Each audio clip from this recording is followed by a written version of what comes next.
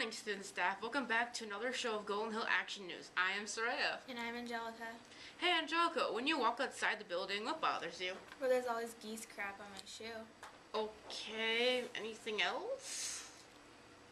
Well, I also hate the trash that's all over the place. Well, you're not the only one. Let's hear what Bart has to say about this issue.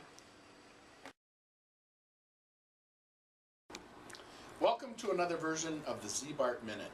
I've missed you last week, so I'm glad that I'm back, but I really did appreciate the job they did on their special edition of bullying. It was awesome. My minute this week revolves around litter. I have noticed as I drive in and out of the school, more and more litter on our property and across the street at the BP station. I would ask our students to be respectful of our neighbors and make sure that we're not leaving litter, bottles, pop cups, cigarette packages, milk cartons, all those kinds of things over on our neighbor's property. I would hope that somebody would take the initiative to clean that up. And then also the litter that goes from where our dumpsters are along the school to across the street. Tons of empty water bottles and milk cartons and stuff like that. Please pick up your litter. Please, I'm asking you for your help. We don't make a big deal about kids taking things out of the cafeteria, but when I continually see milk cartons and food trays laying outside, it's going to make us say you have to eat and keep that stuff in the cafeteria. So hopefully you guys can correct that and it won't be an issue in the future. Have a great day. That's some good information. Let's all do our part to keep Golden Hill clean. Good idea. Speaking of doing our part, I'm sure you've all heard about the big election happening next week. I sure have. We sent our Ghtv reporters to get the scoop. The presidential election is coming up in 2 weeks, November 6, 2012. We went around Golden Hill to see what student and staff had to say. Okay, Abby, who do you want to win? I want President Barack Obama to win. Why?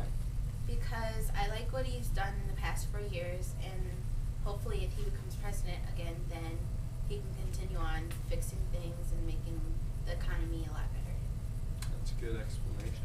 Thanks. Golden Hill News here. We're here with Alex. Alex, who do you want to win Mitt to become Romney. president? Mitt Romney? Yep. Why? Because I don't think it's right to tax the rich more than us, despite they have more money. Okay, thank you. Golden Hill News here. I'm here with Shay. Shay, who do you think should win? Well, Shane, I would have to say this time I am moderate. I think both of them have really strong points. Yeah. So what do you like about them? What's something you like about them? When it comes to Obama, I really like what he wants to do in the education area. And Romney, I'd have to say the whole tax thing I'm okay with. The fact that he wants to lower the taxes for everyone and not just, whether it's upper class, middle class. All right. Well, thank you, Shay. Yeah, thank you, Shane. Have a nice day. You too.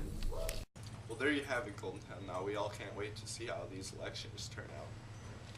There are a lot of issues being discussed in this election. For instance, in Minnesota, voters are determining whether or not to pass the marriage amendment and the voter ID amendment. Other states are voting on some big issues too, such as decriminalizing marijuana and legalizing medicinal marijuana. Our investigative reporters did some research for us.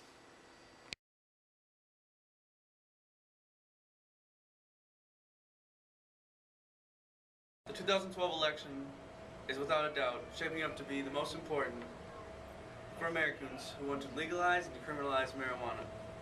3 states, Colorado, Oregon, and Washington, will vote to legalize marijuana November 6th. Massachusetts has a medical marijuana initiative, as does Arkansas.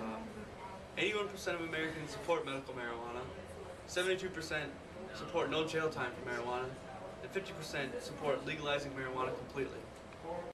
3 to 4 cannabis cigarettes a day are involved with the same evidence of an acute and chronic bronchitis. That's a bad thing about marijuana. A good thing is, unlike for nicotine and alcohol, like drugs, there is no clear defined withdrawal syndrome, the hallmark of mature addiction when use is stopped. Reasons why people smoke medical marijuana: AIDS, anorexia, arthritis, cancer, chronic pain, migraines, seizures, nausea, glaucoma, Lou Gehrig's disease, and Alzheimer's. In 1965, 1 million Americans had tried marijuana. There are only 15 states that allow medical marijuana today. In 1972, 24 million tried marijuana. Marijuana has several of the same carcinogens as cigarettes. In the 1980s, the Reagan administration begins its war on drugs.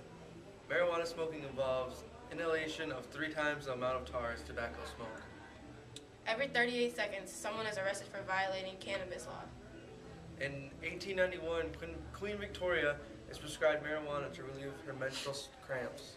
In 1996, Proposition 215 passes in California. Medical marijuana is legal. In 1937, federal law bans marijuana. According to CMS.org, medical marijuana is not associated with death. Also, according to CMS.org, it's very dangerous to adolescent brain development and is a constant occurrence of mental illness. Those are some interesting facts on medicinal marijuana and how it can be used for good and bad. Stay tuned for the results after the election. I didn't realize this was an issue in this year's election. Another hot topic in the election this year is job creation and unemployment, a topic that has hit teenagers especially hard. Let's see how our own student body has fared during this economic recession. Did you know that 24% of students nowadays have jobs compared to the 42% of students that had jobs in 2001? Here's how you can keep your job, and here's how you can get a job. You're a high school student. You need a job. You want to have some fun. You want to be able to pay your phone bill. You not have to depend on others. But you got to keep up your grades. You have to keep up what you're doing. Well, today we're going to show you some ways and ideas on how to get a job, keep a job, and keep your grades. Man, I need to get this homework done. I need to go to work at 4. I don't know what to do. See, Brandon here needs to get his homework done. And he has to work. The way you keep your grades up and still go to work, make your schedule work around your school. Don't work school around your schedule. Make sure you have time to still do your homework and get your job. Make sure you schedule around 5:30 or 6. Jobs are flexible. They understand that you're a teenager. Don't overwork yourself and don't make your grades suffer because you're working too much. Hey man, what's up? Did you get the homework done? What? No, I work till 1 month. Dude, I can't handle these hours all the time. Nothing's getting done. See, Taylor's problem is he's putting work before school. Can't do that. You gotta go to sleep on time. You gotta make sure you're not working too much. You can get your grades done and get everything done at the same time. Make sure your job knows that you're still in school and you're still trying to do everything. Some tips on how to get a job. 1, be respectful. Be yourself.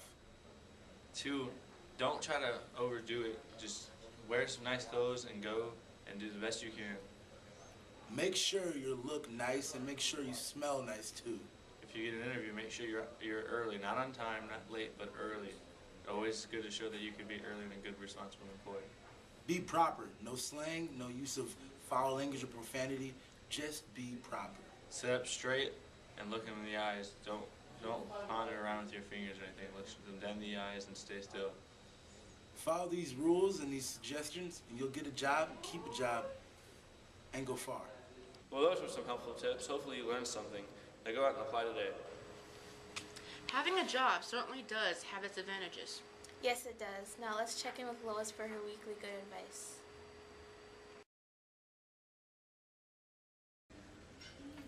Good morning. Welcome to Lois's Life Tips. Today I'm going to talk to you about a term that's been added to our board. Your future starts today. The term is passion. What does it mean? I checked the dictionary. Passion is a term often used for something that we feel strong about, that draws a deep emotion or a level of enthusiasm. And today I'm going to use that term passion in regards to your future. What's something that you're good about? Good with? Have an interest? Let's check in with a few students here on that. Dara, what's something that you have a strong feeling about? I really love cars. You love cars. Taylor, how about you? I love skateboarding. You love skateboarding. Wouldn't it be wonderful if both these young men could find something in their future that has to do with something they already have a love for or a passion? So, Talk to a teacher, ask a friend, ask a parent, a family member. How did you get started in what you're doing for your livelihood? How did you get started in teaching? Check out, get some information. Thank you and have a great day, and remember, your future starts today. Thanks, Lois. Well, that does it for this week's edition of Ghtv. Thanks for tuning in, and be sure to join us next week for more exciting news coverage. Yeah.